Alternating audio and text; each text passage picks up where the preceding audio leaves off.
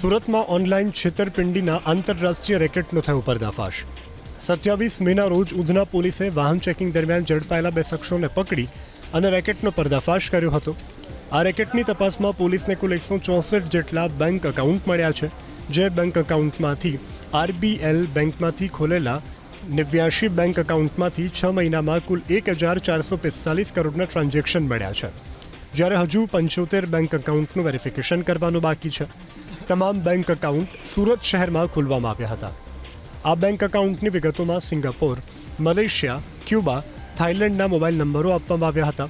Police તપાસમાં ખુલાસો થયો છે કે આરોપી અન્ય લોકો પાસેથી તમામ વિગતો મેળવી બેંક એકાઉન્ટ ખોલાવતા હતા। દર એકાઉન્ટ દીઠ તેમને અલગ અલગ લિમિટના આધારે 1 લાખ રૂપિયાથી લઈ અને 7 લાખ સુધીનું કમિશન મળતું હતું।